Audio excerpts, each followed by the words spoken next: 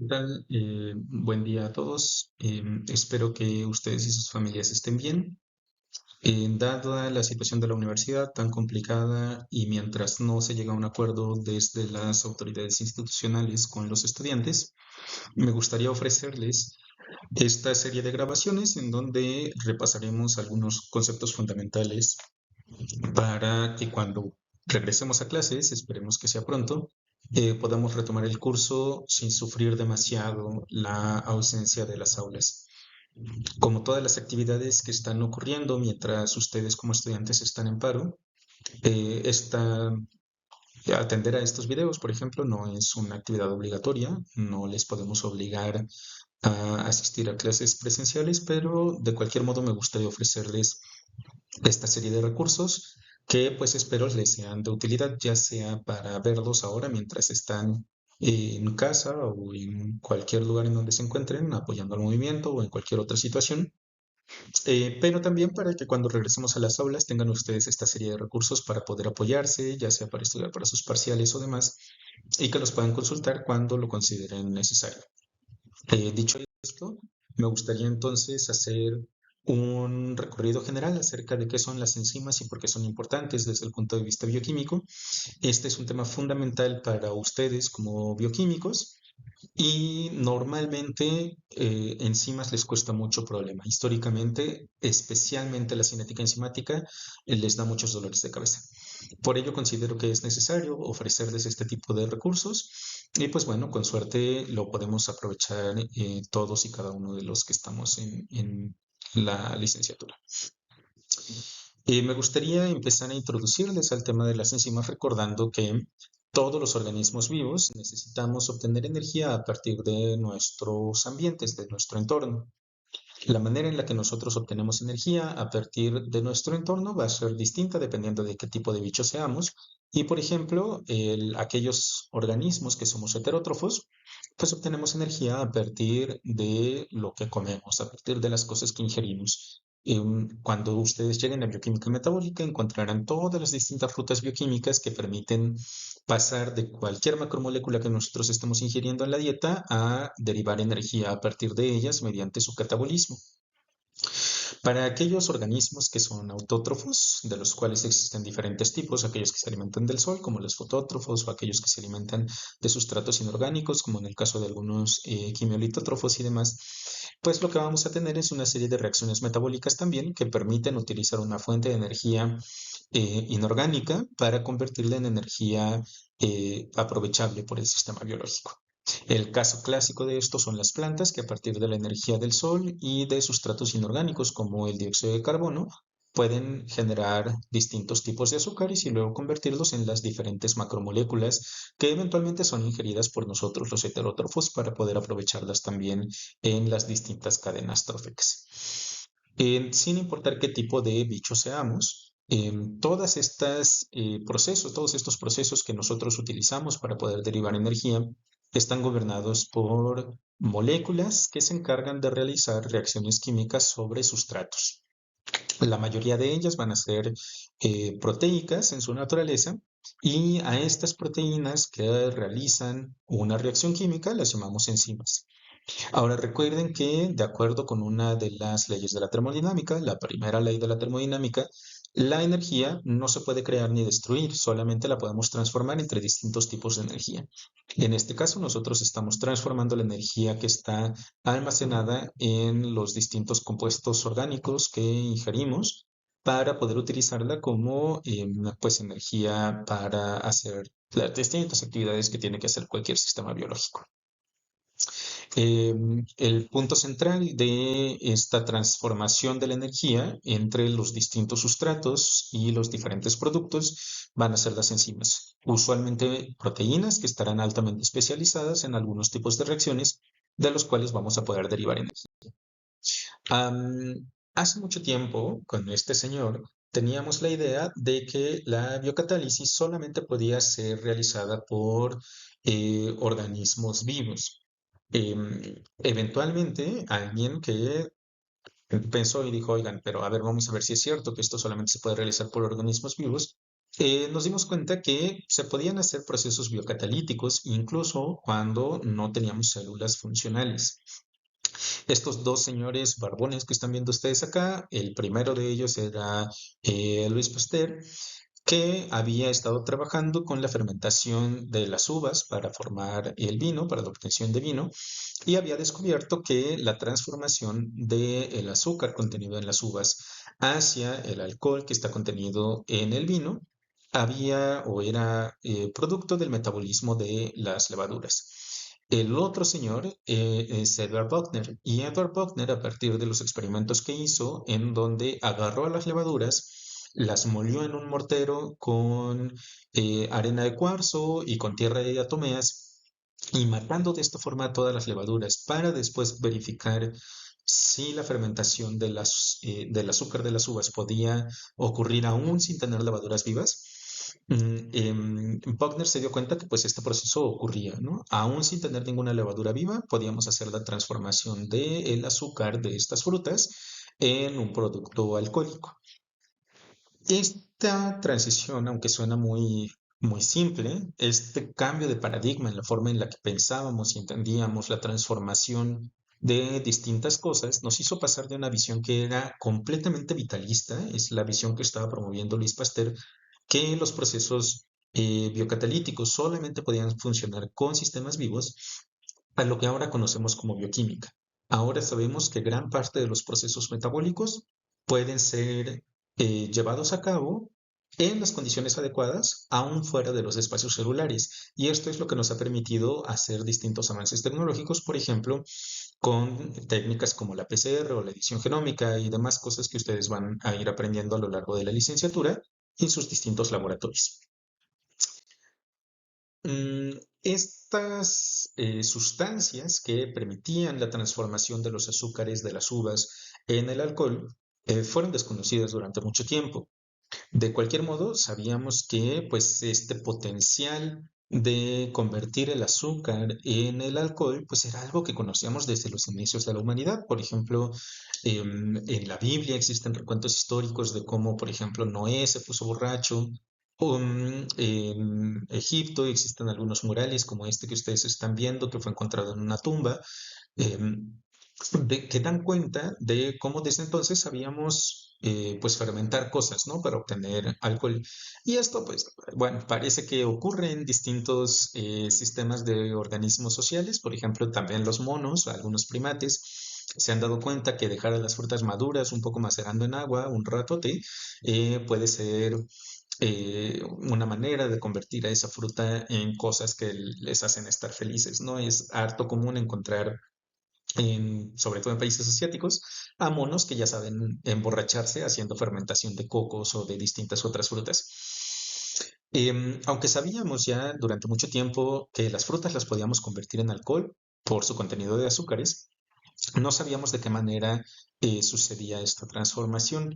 De nuevo, fue hasta las investigaciones de Louis Pasteur que nos dimos cuenta de que se requería unos organismos microscópicos llamados levaduras para poder hacer la transformación de estos azúcares en los distintos productos alcohólicos. Luego, como les acabo de mencionar, Buckner se dio cuenta que no se necesita la levadura, se necesita algo que estaba dentro de las levaduras, pero que en ese momento no sabíamos qué era. Era una sustancia que estaba contenida dentro de las levaduras. Y de hecho, justo eso fue lo que dio origen a la palabra enzima. Eventualmente, después de las investigaciones de Edward Buckner, hubo otro investigador, Frederick Kuhn, que utilizó la palabra griega que se utiliza para enzima para bautizar a esta sustancia que nos hacía pasar desde los azúcares hacia el alcohol. ¿Qué significa la palabra enzima? La palabra enzima viene de dos raíces griegas, en, que significa dentro de, y kaimos, que significa levadura. Entonces, enzima, la traducción literal al castellano contemporáneo, sería enzima lo que está dentro de las levaduras. Esta, de nuevo, es una nomenclatura histórica, así les hemos decidido llamar hasta ahora, se ha asentado ya como un término común y por convención, pues así llamamos a todas las proteínas que llevan a cabo funciones catalíticas. Ahora, durante esta presentación me estaré refiriendo a las enzimas como proteínas, porque la mayor parte de las enzimas están hechas de aminoácidos, son cadenas polipeptídicas que saben realizar funciones catalíticas. Aquí en la diapositiva les estoy mostrando, por ejemplo, a la exocinasa. Cuando ustedes lleven metabolismo, aprenderán que la exocinasa es una de las, de hecho, la primer enzima de la ruta glucolítica que toma la glucosa y la convierte en glucosa 6-fosfato. Esta enzima, junto con la mayor parte de las enzimas, de nuevo, tiene naturaleza proteica. Y algo que va a distinguir a las enzimas es que van a funcionar como catalizadores biológicos. Un catalizador en cualquier reacción química es una sustancia que acelera la reacción sin consumirse como parte de la reacción. Y de esta misma forma, a las enzimas las podemos entender como agentes, en este caso agentes proteicos, que aceleran una reacción sin consumirse, sin formar parte ni de los sustratos ni de los productos de esa reacción. En la parte inferior de la diapositiva les estoy mostrando la reacción que es catalizada por la exocinasa, en donde tomamos a una alfa de glucosa y la convertimos junto con un sustrato adicional que es el ATP en glucosa 6-fosfato. Vean que en esta reacción estamos enfatizando al sustrato, que en este caso es la glucosa, al producto, que es la glucosa 6-fosfato, y la enzima la podremos escribir aquí sobre la flecha de la reacción, solamente para indicar que esta reacción está sucediendo en presencia de un catalizador, que en este caso es una enzima que se llama exocinasa. Les digo que a lo largo de la presentación estaré llamando a las enzimas como proteínas, aunque sabemos que también algunas enzimas tienen una naturaleza ribonucleotídica. Tenemos también ejemplos de enzimas que están hechas de RNA en donde la función catalítica se lleva a cabo por el ácido ribonucleico. A estas enzimas las vamos a llamar ribosimas para diferenciarlas de aquellas enzimas que son proteicas. Y también sabemos, mucho más recientemente, que el DNA en algunas secuencias específicas, en algunos contextos muy particulares, también pueden tener actividades catalíticas. Durante mucho tiempo consideramos que el DNA catalítico solamente se podía obtener de manera artificial, es decir, que tenía que ser un DNA sintético. Sin embargo, cada vez es más evidente y existen más evidencias de que el DNA también puede ser catalítico con funciones biológicas, por ejemplo, en el reconocimiento de algunos materiales patogénicos. De la misma forma que a las enzimas que están hechas de RNA las llamamos ribosimas, a las enzimas que están hechas de DNA las vamos a llamar DNA-cimas, ¿sale? Entonces vamos a tener a estas tres grandes clases de péptidos biológicos, perdón, de polímeros biológicos que pueden tener actividades catalíticas. ¿Cuáles son estos tres polímeros biológicos? Bueno, los polímeros de aminoácidos, que es a lo que conocemos tradicionalmente como enzima, es decir, proteínas que tienen función catalítica. Polímeros de ribonucleótidos, a los cuales cuando tienen funcionalidad catalítica las vamos a llamar ribosimas. Y polímeros de desoxinucleótidos, es decir, polímeros de DNA, que de nuevo cuando tienen función catalítica los llamaremos DNA-cimas. Para efectos prácticos y en el contexto de la clase de bioquímica, nos estaremos refiriendo como enzimas específicamente a aquellas enzimas que están formadas a partir de cadenas polipeptídicas, es decir, solamente aquellas enzimas que están hechas por unidades proteicas. De cualquier modo, les quiero comentar que estos dos otros ejemplos de enzimas existen, aunque les nombremos diferente, ¿no? Ahora, las propiedades catalíticas de la mayor parte de las enzimas, si no es que de todas, depende de su estructura. Y es muy probable que todo el mundo recuerda, cuando hemos discutido anteriormente acerca de la estructura de las proteínas, que la estructura proteica la podemos estudiar en 4 niveles. En su estructura primaria, a partir de la secuencia lineal de los aminoácidos que componen a la cadena peptídica. Su estructura secundaria, que es como algunas regiones locales de esa estructura primaria, es decir, como algunos segmentos específicos de la cadena de aminoácidos se pliega en conformaciones estables y conformaciones que son repetitivas, como las alfa hélices o las beta plegadas. Y estas estructuras secundarias pueden plegarse con ayuda de algunas asas para adquirir una conformación tridimensional que finalmente es lo que da lugar a la estructura terciaria de la proteína. Entonces, el acomodo espacial de los distintos elementos de estructura secundaria es esto que nos dará lugar a la estructura terciaria. Para muchas proteínas, esta sería la forma funcional de la proteína. Sin embargo, también saben ustedes que existen algunos casos en donde la proteína funcional se obtiene hasta que distintas cadenas polipeptídicas, cada una con su estructura terciaria, se asocian en la formación de un complejo. A estas estructuras que se forman a partir de la unión física de dos o más estructuras terciarias, las llamamos estructuras cuaternarias. En las enzimas, aunque usualmente nos estaremos refiriendo a las estructuras terciarias, también encontraremos ejemplos de enzimas que necesitan una estructura cuaternaria para poder ser funcionales, ya sea porque en las superficies de contacto entre las distintas subunidades tendremos algunos sitios que serán importantes para la catálisis o para la regulación, pero también encontraremos, como les menciono, ejemplos de enzimas que requerirán llegar hasta la estructura cuaternaria para poder ser funcionales. Fíjense de nuevo que la funcionalidad de la enzima algunas veces la vamos a entender solamente como la llegada hasta la estructura terciaria. Sin embargo, esta estructura terciaria depende de cómo está la estructura secundaria y en muchos de los casos la estructura secundaria depende fundamentalmente de la estructura primaria. Si nosotros hacemos un cambio en algunos de los aminoácidos, podríamos alterar la estructura secundaria y por lo tanto alterar las estructuras terciarias y cuaternarias. Esto es lo que explica por qué algunas mutaciones son deleterias al cambiar un solo aminoácido que eventualmente lo que hace es inactivar completamente la enzima.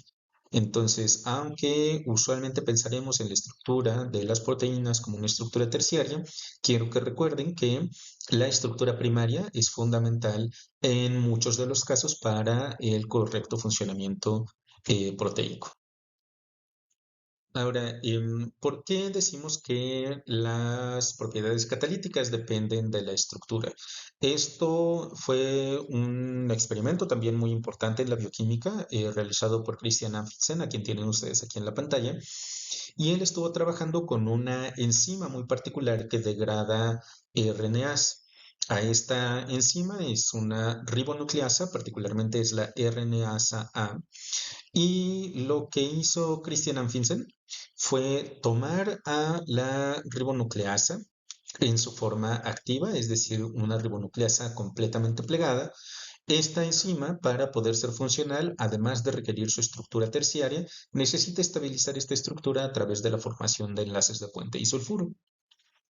Buckner lo que hizo fue tomar a la RNasa purificada y colocarla en presencia de dos moléculas. Una de ellas es la urea y la otra de ellas fue el marcaptoetanol. La urea es un agente caotrópico. Esto significa que, debido a que es una sal, cambia las propiedades iónicas de la solución y por lo tanto altera la forma en la que el agua está interaccionando con la proteína. Para aquellos que estuvieron en el clase cuando vimos las distintas técnicas de trabajo con proteínas, recordarán que las propiedades proteicas las podemos modificar un poco o las podemos aprovechar a partir del cambio de la fuerza iónica de las soluciones. Por ejemplo, si piensan en técnicas como el salting in o el salting out, lo que estamos haciendo es cambiar la fuerza iónica de la solución para poder cambiar cómo se están solubilizando o agregando las distintas proteínas. En este caso, la urea se está utilizando justo para poder cambiar la fuerza iónica de la solución, de manera que estamos alterando la red de puentes de hidrógeno que se forman en la proteína, la interacción de las moléculas de agua con la proteína, algunas fuerzas de Van der Waals, que si recuerdan son fuerzas pequeñas, son fuerzas débiles, transitorias, y también interacciones hidrofóbicas que ocurren hacia el interior de la proteína. Aumentar la concentración de agentes caotrópicos como la urea, en este caso lo que va a hacer es pues inhibir estas fuerzas débiles que permiten la estabilización de la proteína. Es decir, lo que vamos a favorecer es que la proteína se despliegue. A este proceso de pasar a una proteína desde su conformación tridimensional a una estructura desplegada, lo conocemos como desnaturalización. En el caso de la urea, Anfinsen lo que hizo fue agregar concentraciones muy altas de urea para poder desnaturalizar a la RNasa. Utilizó concentraciones de alrededor de 8 molar, que yo sé que a ustedes en este momento no les parece catastrófico, pero conforme vayan entendiendo un poco de la bioquímica se van a dar cuenta que estas cosas son concentraciones industriales de urea. La estamos sometiendo a un estrés altísimo. Como les había comentado, la ribonucleasa además establece puentes disulfuro entre distintas cisteínas que contiene en su estructura primaria. Los puentes disulfuro, si ustedes recuerdan, son enlaces que ocurren entre dos grupos sulfidrilos de cisteínas. Entonces tenemos a los SH formando el grupo sulfidrilo o a los tioles, como también los pueden llamar, y estos se pueden oxidar haciendo un enlace covalente entre una cisteína y otra. Dado que estos enlaces son covalentes, la energía que yo necesito para romper esa unión es lo suficientemente alta como para resistir, por ejemplo, a los agentes caotrópicos, que como habíamos dicho, lo que hacen es interrumpir las interacciones débiles. Para poder reducir a esos enlaces de disulfuro, Anfinsen lo que hizo fue agregar beta-mercaptoetanol. El beta-mercaptoetanol se lo van a encontrar ustedes en sus laboratorios, en algunas prácticas o ya cuando estén realizando sus investigaciones, especialmente si trabajan con proteínas. Y aparte de que huele a zorrillo, lo que hace el beta-mercaptoetanol es que va a permitir de nuevo regresar a esos tioles que están oxidados en la formación de los puentes disulfuro hacia sus formas libres. Vamos a regresarlos a su forma de sulfidrilo, es decir, estaremos regresando a las cisteínas a su forma reducida.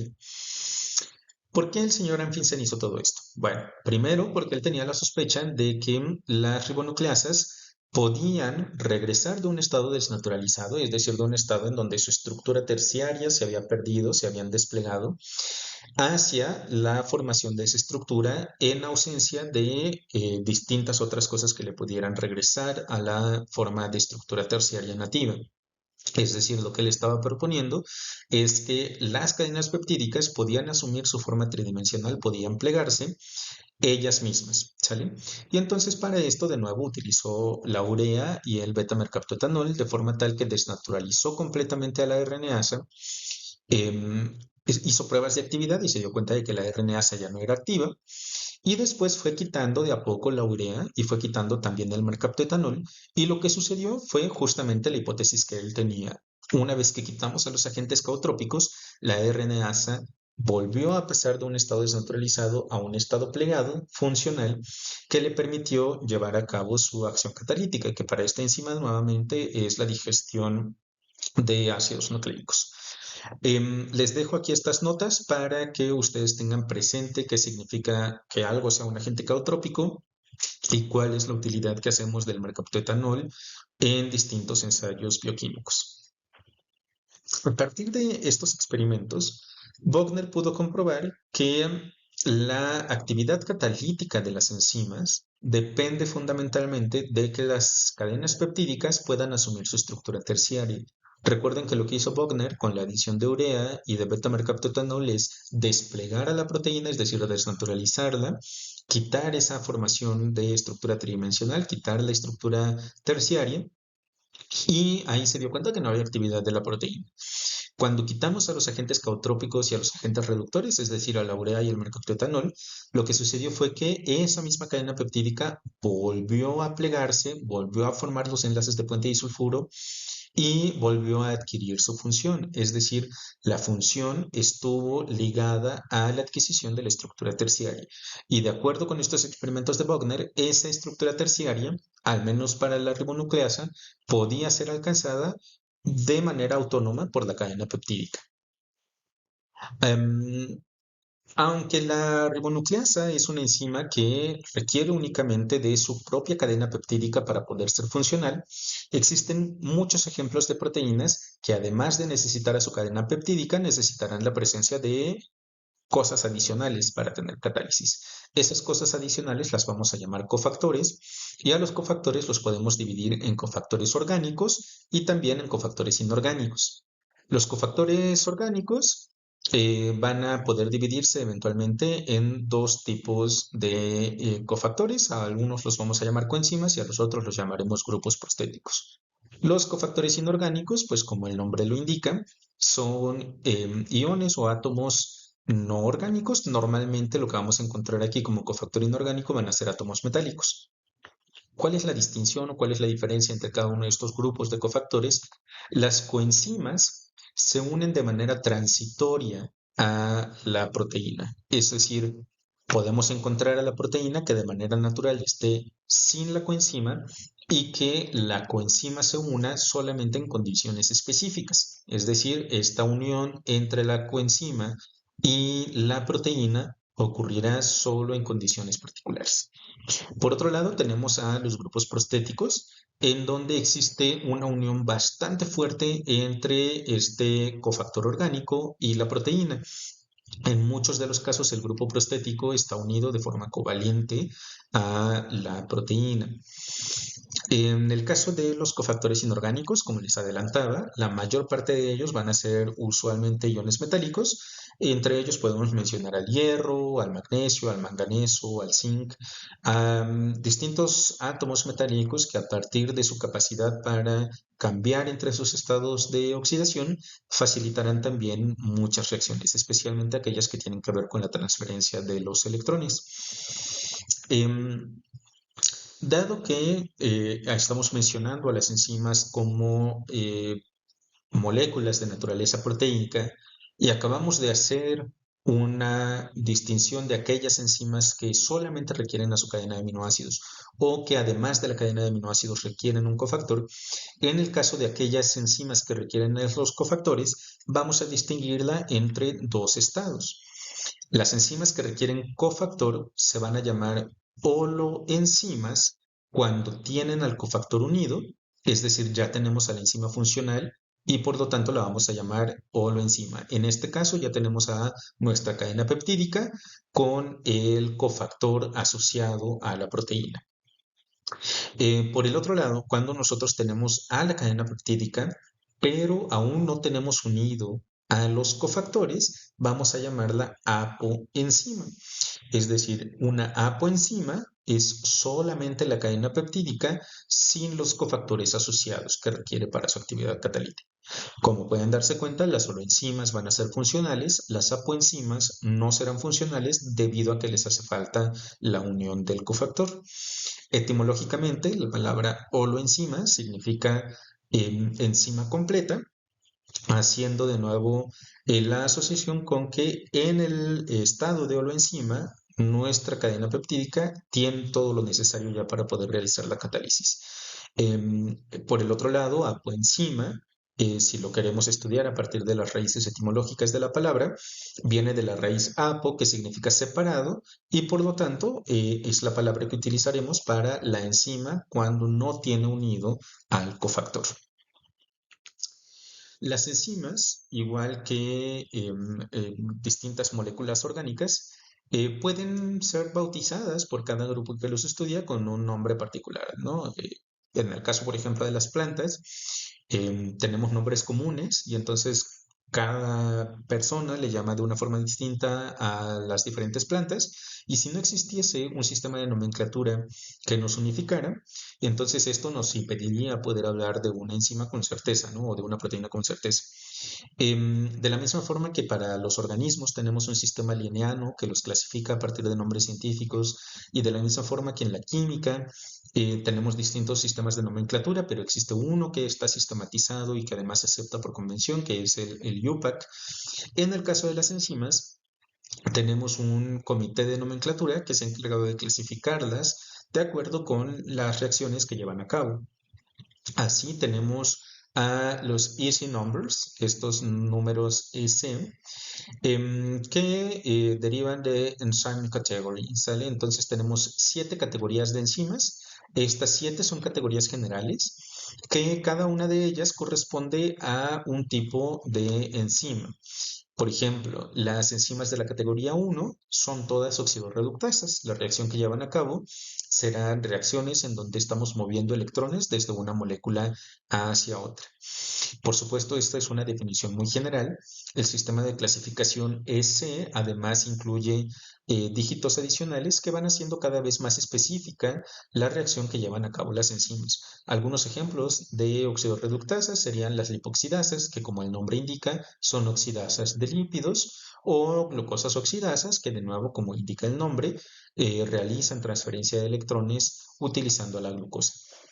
Podemos tener a la categoría 2, que serán las transferasas, en donde lo que se están transfiriendo son átomos desde una molécula a otra. Por ejemplo, en el caso de las aminotransferasas, en donde transferimos grupos amino, o transaminasas, ¿sale? Tenemos hidrolasas que catalizan reacciones de hidrólisis, en donde lo que nosotros estamos haciendo es la ruptura de una molécula para agregar una molécula de agua. De este caso tendremos proteasas que vamos a estudiar con más detalle en el curso y las lactasas, por ejemplo, ¿no? Que operan sobre algunos azúcares, sobre la lactosa particularmente. Tenemos así los diferentes categorías. Si alguno de ustedes está interesado en este sistema de nomenclatura, les dejaré aquí el enlace del Comité de Nomenclatura de la Unión Internacional de Bioquímica y de Biología Molecular, que es un comité que propone estas diferentes clasificaciones y además revisa los sistemas de nomenclatura para asegurarnos de que podemos tener un identificador único que nos haga hablar de una enzima particular, aunque cada grupo particular lo llame de forma distinta. Ahora, ¿por qué nos interesan tanto las enzimas en la bioquímica? La razón principal de ello es, como ya les adelantaba, que las enzimas son catalizadores biológicos. Un catalizador, como les había mencionado anteriormente, es una molécula que acelera las reacciones químicas. En el caso de las enzimas lo que están haciendo es acelerar reacciones bioquímicas. Y aquí uno de los ejemplos clásicos que siempre les presentamos cuando hablamos de esto es, por ejemplo, el azúcar. Todo el mundo conoce el azúcar, todo el mundo tiene azúcar en su casa, por ahí en un botecito o en una bolsita o lo que sea. Pero pues nosotros compramos un kilo de azúcar y a menos que tengamos un problema con el consumo excesivo de azúcar, pues ese azúcar nos puede durar ahí mucho tiempo. Sabemos que el azúcar puede ser transformada en dióxido de carbono. De hecho, eso es lo que hacemos cuando nosotros estamos ingiriendo alimentos, ¿no? Si ustedes se agarran un terroncito de azúcar, ese carbono que ustedes están ingiriendo en el azúcar eventualmente va a ser oxidado hasta su forma más oxidada, que será el dióxido de carbono. Esto, si ustedes compran azúcar y lo tienen ahí en la mesa, si tienen un azucarero por ahí o si tienen el azúcar guardado en una bolsa o en lo que sea, no sucede de forma rápida. Es decir, aunque esta es una reacción espontánea, aunque nosotros podemos obtener energía de la oxidación de la glucosa, esa reacción ocurre muy, muy lento. Y cualquier persona que se haya olvidado del azúcar ahí por muchos años, pues se va a dar cuenta que ese azúcar puede pasar días, semanas, meses, años y va a seguir estando como azúcar cristalizada. Esto de nuevo ocurre muy, muy lento. Sin embargo, en sistemas biológicos ocurre muchísimo más rápido. Aquí, por ejemplo, tenemos el caso clásico de una ruta metabólica en donde distintas enzimas operan cada una sobre el producto de la anterior para convertir el azúcar en dióxido de carbono. Una reacción que de forma no catalizada tomaría varias decenas de años en ocurrir, en un sistema biológico está sucediendo en aproximadamente 5 a 30 minutos. Las escalas a partir de las cuales hacemos las reacciones catalizadas con respecto a las reacciones no catalizadas por enzimas pueden tener diferencias de varios órdenes de magnitud. Ahora, este ejemplo, aunque normalmente es el que utilizamos para introducirlos a las enzimas, en realidad es un ejemplo medio tramposo, porque la transformación del azúcar en el dióxido de carbono, aunque aquí está dibujado como una sola flecha, pues después ustedes se van a enterar que en realidad está sucediendo en múltiples pasitos, usualmente 10, que convierten el azúcar en dióxido de carbono en, digamos, brinquitos pequeños, haciendo la transformación del azúcar hasta el piruvato y luego desde el piruvato hacia las formas completamente oxidadas en el ciclo de Krebs. Ahora, ¿por qué las enzimas saben acelerar tanto? ¿Por qué las enzimas, decíamos, saben acelerar tanto estas reacciones? Em, Acá es importante que recordemos algunas cosas que seguramente ustedes tienen claras desde su química y recuerden que cada molécula tiene asociada una energía libre. En este caso, nosotros lo que tenemos aquí representado en la diapositiva es a un sustrato que está representado con esta S, que pues tiene aquí su nivel de energía libre. Este sustrato va a sufrir una reacción química que lo convertirá en un producto. Este producto que nosotros tenemos aquí representado como una P. Si nosotros extendemos la posición de ese producto en esta gráfica en donde estamos poniendo en el eje de las Y's a la energía libre, lo que vamos a encontrar es que la energía libre de P pues está más o menos en ese nivel, ¿no? Imagínense que que mi línea punteada está a derecha, ahí me salió toda chueca, pero bueno, puse en la imaginación. Les decía que en este diagrama lo que nosotros estamos representando en el eje de las Y's es la energía libre, es decir, más arriba estamos, tenemos más energía libre, más abajo estamos, tenemos menos energía libre. Vean que nosotros tenemos una energía libre asociada al sustrato y una energía libre asociada al producto. Ese cambio de energía libre que nosotros tenemos entre esas dos moléculas, este salto de energía libre que nosotros tenemos acá, es un cambio de energía libre al que vamos a representar como una delta G, que si ustedes recuerdan, pues siempre que hacemos delta, siempre que hacemos una diferencial, pues es la energía libre en este caso, déjenme se los escribo de este lado. Este delta G va a ser lo que vamos a obtener nosotros cuando sustraemos la energía libre del producto con la energía libre del sustrato. Bueno, en realidad al revés. La energía libre del sustrato menos la energía libre del producto. Y lo que nosotros vamos a tener a partir de este delta G va a ser una magnitud que de nuevo ahora no nos interesa cuál es el valor absoluto de la magnitud, pero sí nos interesa mucho su signo. Nosotros podemos tener situaciones en las que delta G sea menor a cero, en donde delta G sea mayor a cero y en donde delta G sea igual a cero. En este caso, cuando nosotros tenemos delta G negativas, es decir, cuando la delta G es menor a cero, estaremos hablando de una reacción que será espontánea. Disculpen los jeroglíficos. En el caso de las delta G positivas, es decir, cuando el cambio en la energía libre es de signo positivo, lo que nosotros vamos a tener es una reacción no espontánea. Y en el caso en el que tenemos a una delta G igual a cero, estaremos hablando de una reacción en equilibrio. ¿Sale? Em, Ahora, fíjense de nuevo que esta reacción, de acuerdo con lo que tenemos en este diagrama y con lo que acabamos de discutir, es una reacción que sucedería de forma espontánea, como lo que acabamos de discutir en el caso del azúcar. Acá lo que nosotros tenemos, si lo quieren pensar de ese modo, sería como sustrato al azúcar como producto al dióxido de carbono. Y aunque habíamos mencionado en la diapositiva anterior que esa transformación de azúcar en dióxido de carbono es espontánea, eso no significa que ocurra de forma rápida. La espontaneidad de la reacción no nos dice nada acerca de la velocidad con la que ocurrirá esa reacción. ¿Qué tiene que pasar para que esa reacción ocurra? Bueno, nosotros tenemos que hacer diferentes cosas para superar este cambio de energía que nosotros tenemos acá, que se llama energía de activación. ¿Sale? Entonces, acá lo que nosotros vamos a tener es la energía de activación.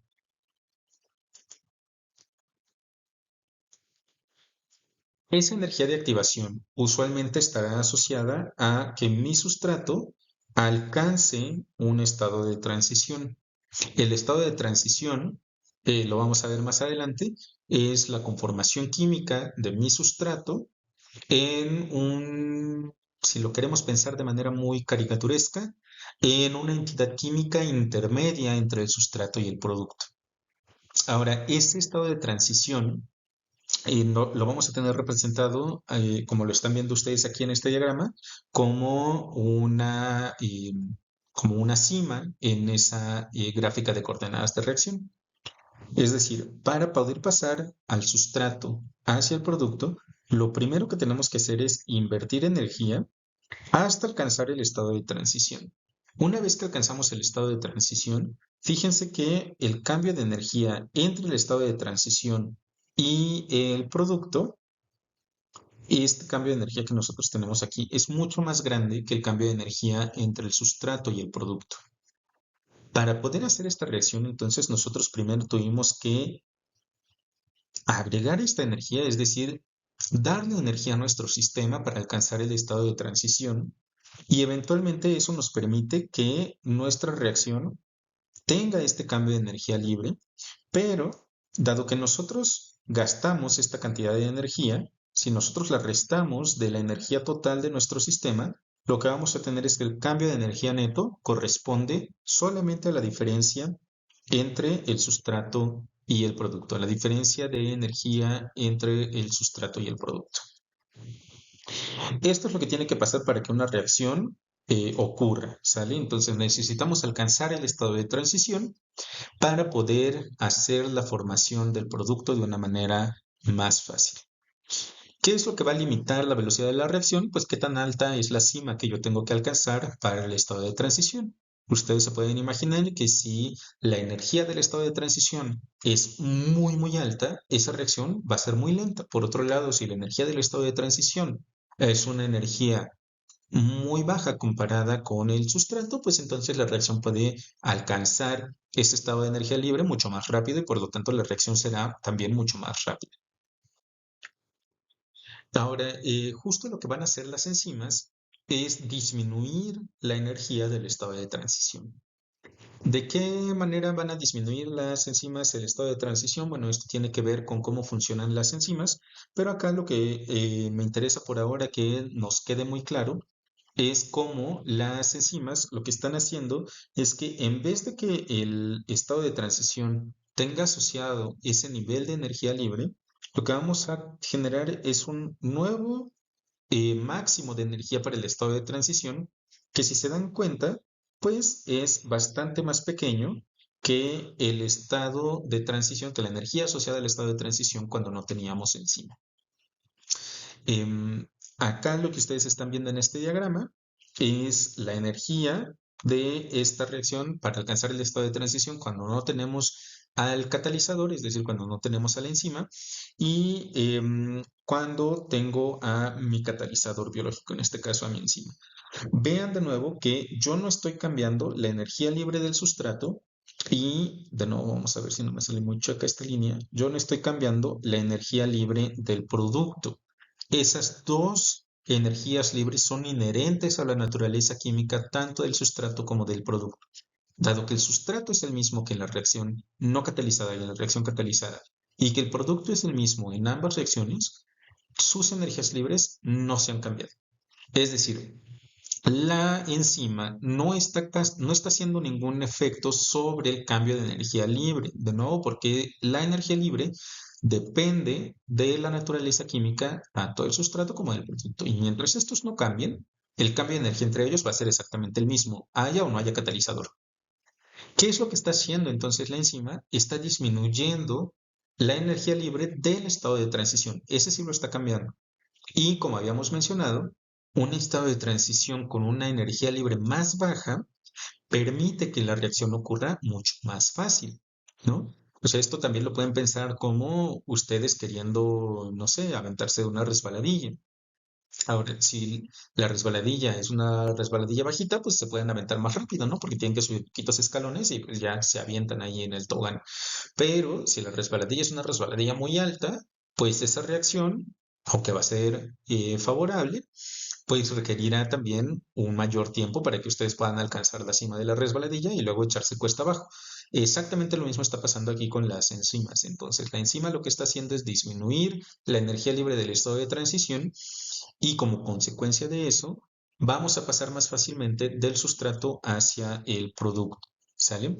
Ahora, de nuevo, es importantísimo que ustedes recuerden que el hecho de que una reacción sea espontánea no me está diciendo nada acerca de la velocidad de la reacción.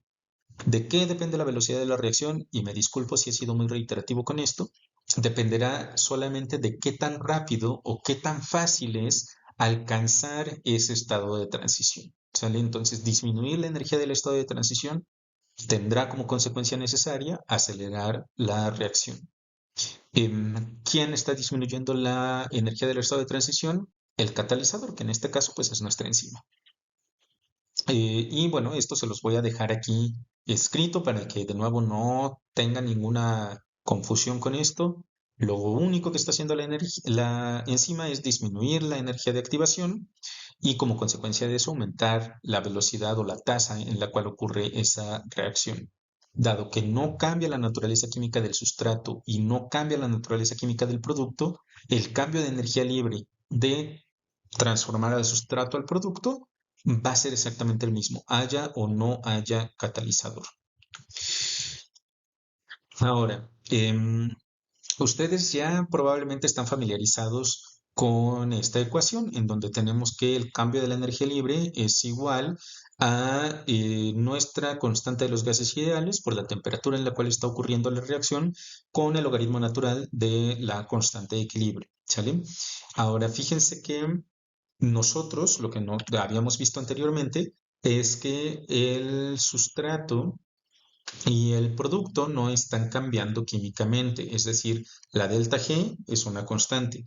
Si nosotros partimos del hecho de que la delta G no va a cambiar en esta reacción haya o no haya catalizador, nosotros podemos muy fácilmente darnos cuenta de que la constante de equilibrio tampoco va a cambiar y esto lo podemos despejar. Si nosotros queremos despejar la constante de equilibrio de aquí, lo que vamos a tener, o sea, vamos a tener a nuestra ecuación delta G, bueno, el menos delta G sobre RT, esto es igual al logaritmo natural de nuestra constante de equilibrio. Y si recuerdan cómo podemos despejar ese logaritmo, lo que vamos a tener es que nuestra constante de equilibrio va a ser igual a E a la menos delta G sobre RT. Ahora, fíjense que debido a lo que acabamos de discutir anteriormente, nuestra enzima no está cambiando delta G. Delta G no cambia porque la naturaleza química del sustrato y del producto no han sido alteradas. Esta es una constante, es la constante de los gases ideales. Y esta variable de temperatura usualmente la vamos a trabajar de forma constante. Esta reacción está ocurriendo en un ambiente en el que la temperatura no está cambiando. Dado que el cambio en la energía libre, la constante de los gases ideales y la temperatura se están manteniendo todas como constantes, este valor de acá entonces va a ser una constante. Haya o no haya catalizador, en esas condiciones de presión y de temperatura, la constante de equilibrio no va a cambiarse. Y eso también es importante que ustedes lo tengan presente.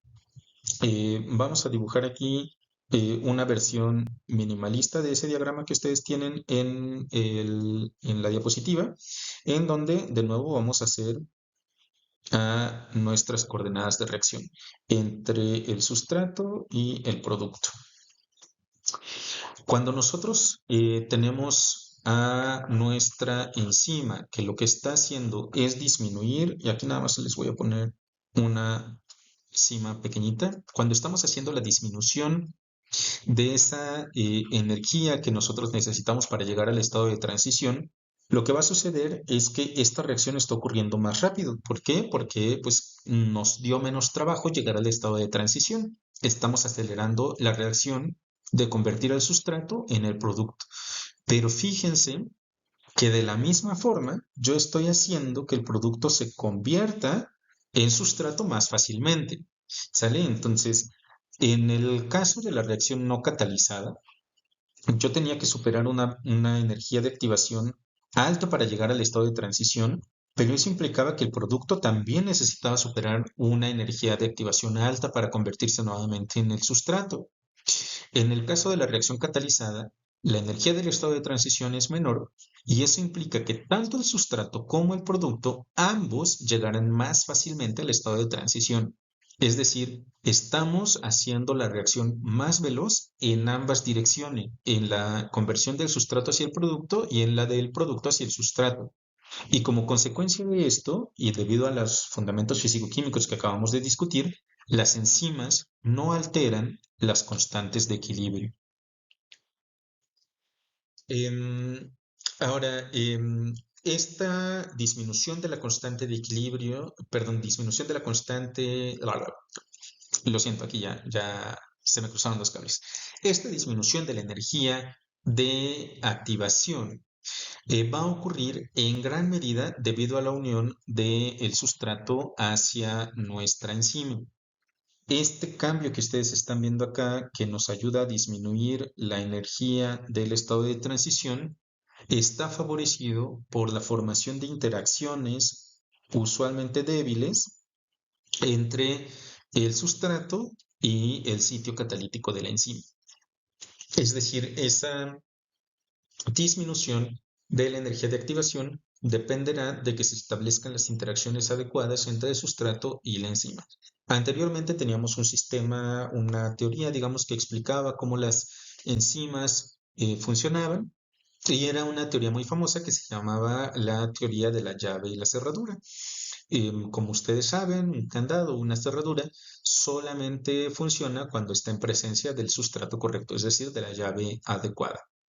En el caso de esta teoría, lo que se proponía era que el sitio catalítico era complementario a el sustrato. Si esto fuese cierto, las interacciones que se establecen entre la enzima y el sustrato, o sea, si nosotros estamos partiendo del supuesto de que el sitio en donde se une el sustrato es complementario al sustrato mismo, en realidad lo que estaríamos teniendo sería la estabilización del sustrato y por lo tanto la conversión de ese sustrato hacia el producto ocurriría con mucha menos frecuencia porque estoy estabilizando el sustrato. Luego cambiamos de paradigma hacia una visión en donde entendemos ahora que el sitio catalítico no es complementario al sustrato, sino que favorece la formación del estado de transición. En este caso, por ejemplo, aquí en la diapositiva, es el ejemplo clásico que viene también en su libro, lo que están representando es a una enzima que lo que tiene que hacer es romper una varita, ¿sale? Y entonces, si la enzima fuera exactamente con la forma complementaria a la barra, pues no habría manera de romperla a menos que tuviésemos que romper también la enzima para poder doblar la barra. Pero si nosotros ponemos magnetos o cualquier fuerza que nos ayude a empezar a doblar la barrita, pues esto sí nos va a empezar a ayudar a doblarla y eventualmente romperla de manera más fácilmente. Esto nuevamente lo que nos está resaltando es la importancia de alcanzar el estado de transición.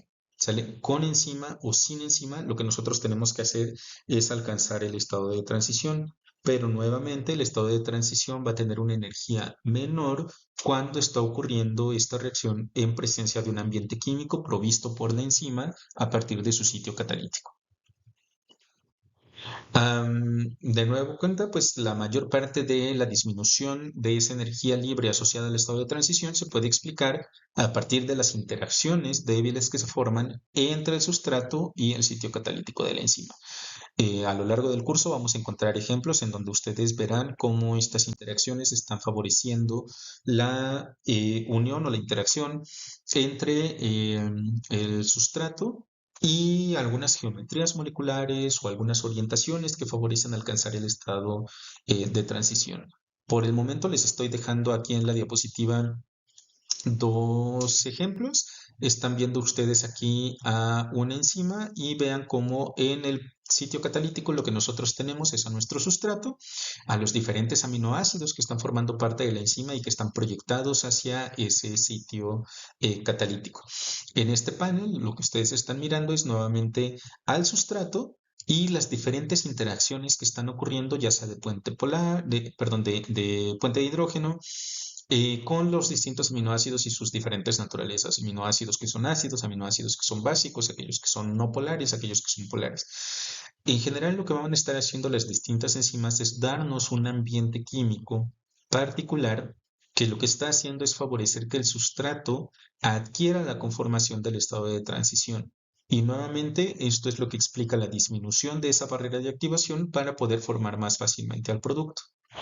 De este otro lado, ustedes están viendo a una enzima distinta y vean cómo si nosotros hacemos un corte de la enzima, lo que vamos a encontrar es que existe como esta cuevita, esta cavidad, en donde se puede alojar el sustrato, pero pues esa cavidad es un pocket, es una bolsita, en donde, dependiendo de la naturaleza de los átomos que nosotros tengamos acá, y en este caso van a ser los aminoácidos de la enzima, este sustrato va a estar en un ambiente químico específico. Ese ambiente químico nuevamente es lo que favorece que se alcance el estado de transición. En el caso de las enzimas, nuevamente lo que nosotros vamos a tener es un sitio activo, es decir, un pocket, un, una región, una hendidura, si lo quieren ver así, que lo que está haciendo es proveer un ambiente químico particular para favorecer la formación del estado de transición. Ahora, el estado de transición usualmente es de vida muy, muy corta.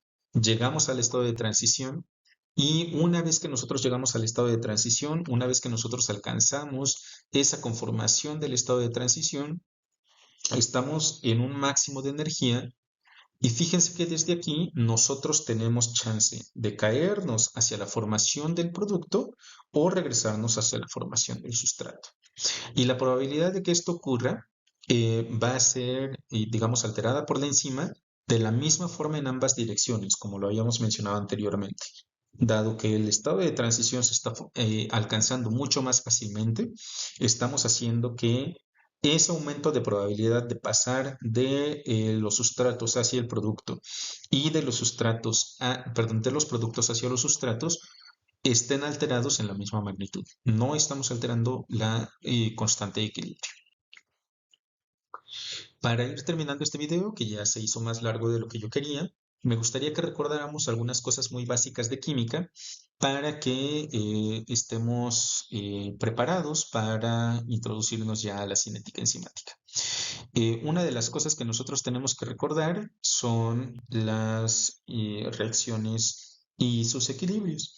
Entonces, en una reacción muy básica, lo que nosotros vamos a tener es a un sustrato que vamos a convertir en un producto. Es decir, A se está convirtiendo en B.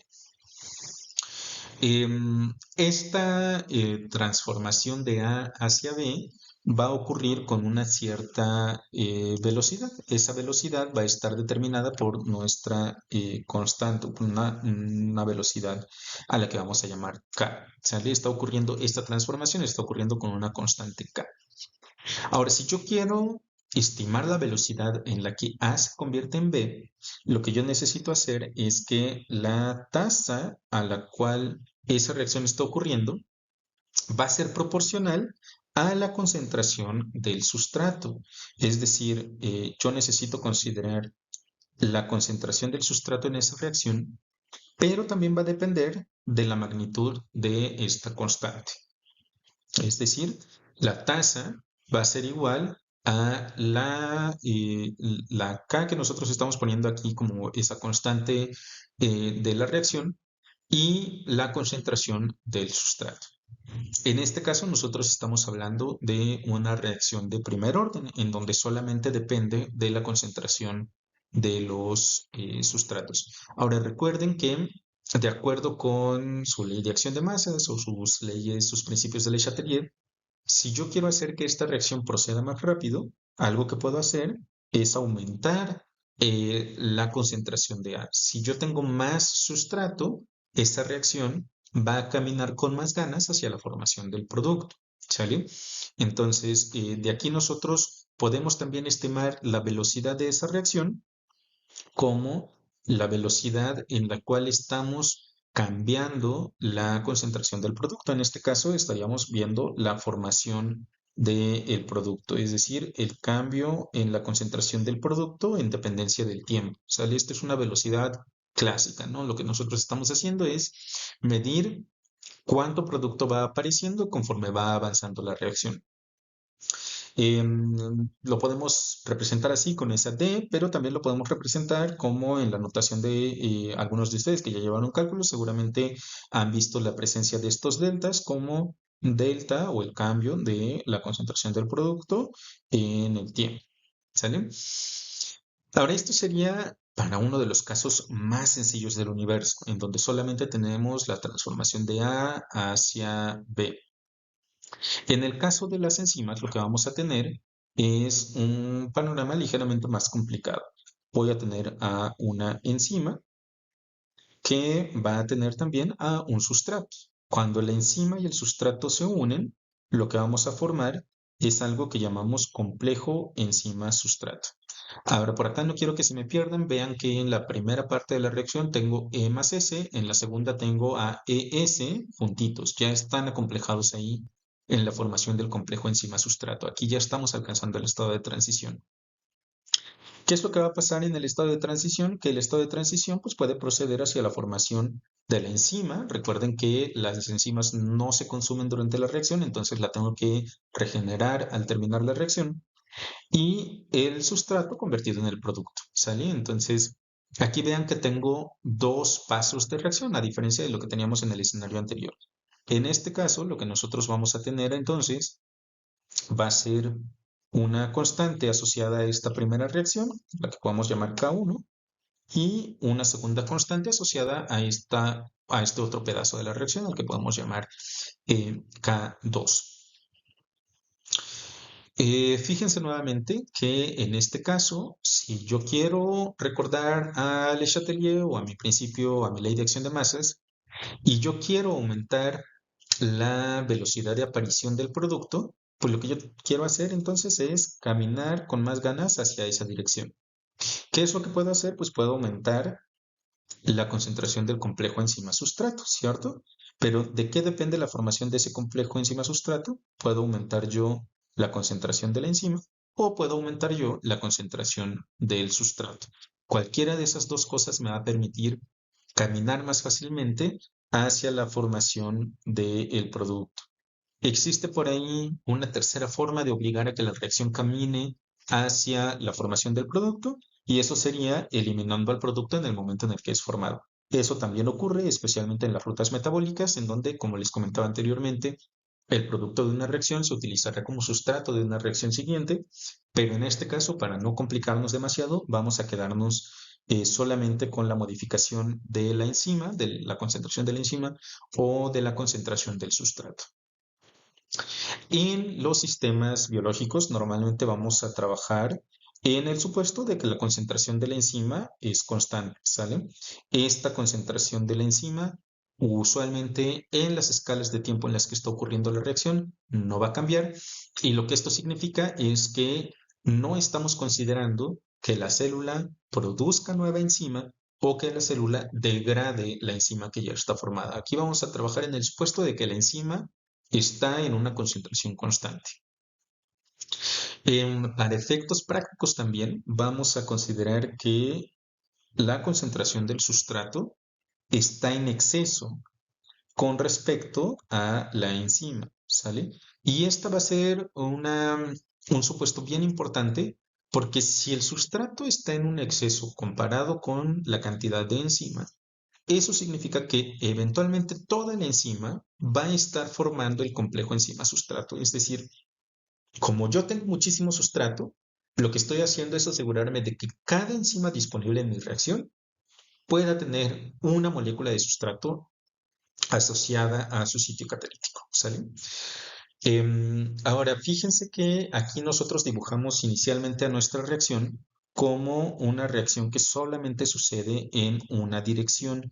Sin embargo, lo que nosotros vamos a encontrarnos más adelante cuando estemos haciendo la introducción hacia la catálisis enzimática, hacia la cinética enzimática, es que en realidad la formación del complejo enzima-sustrato es una reacción reversible. Una vez que se forma el complejo enzima-sustrato, como lo habíamos mencionado, se puede regresar hacia la liberación del sustrato y también habíamos mencionado anteriormente que el producto se puede regresar hacia la formación del complejo enzima-sustrato, es decir, hacia el estado de transición que nosotros habíamos mencionado anteriormente. En este caso, lo que vamos a tener entonces es, en vez de tener estas constantes aquí, vamos a tener una primera constante. Si esta es una reacción reversible, la reacción de regreso va a ser exactamente la misma constante, pero con signo negativo. Y de este lado también vamos a tener a una K2 y a una K-2. Para poder facilitarnos más las cosas y porque no nos gusta meternos en líos innecesarios, por ahora lo que vamos a considerar es que una vez que se alcanza el estado de transición, la formación del producto sucede de forma irreversible. Es decir, aquí vamos a trabajar con un supuesto adicional. La formación del producto es irreversible, ¿sale? Y quiero que cuenten con, o bueno, que mantengan estos tres supuestos, porque los vamos a retomar en la discusión de cinética enzimática. Un supuesto adicional, las diferentes Ks son constantes. No me importa cuál K, Ki, K1, K-1, K2, son constantes durante el tiempo en el que estamos haciendo la reacción. ¿Sale? Les voy a encargar que revisen por ahí sus notas de química, revisen sus constantes de equilibrio, revisen un poquito de álgebra, especialmente en lo que tiene que ver con los despejes y demás, porque el siguiente videito que vamos a tener es el de la derivación de la ecuación de Michaelis-Menten, y en este necesito que tengamos estos diferentes supuestos presentes para que nosotros podamos avanzar digamos, en el marco conceptual que llevó a la formación de la ecuación de Michaelis-Menten, pero también me interesa mucho que podamos estar atentos en cómo vamos despejando las diferentes ecuaciones para llegar a esa ecuación famosísima de Michaelis-Menten que nos va a ser muy útil en el curso de bioquímica. Por ahora yo no los quiero saturar más, ya estamos con una hora más o menos. Gracias a todos los que andan por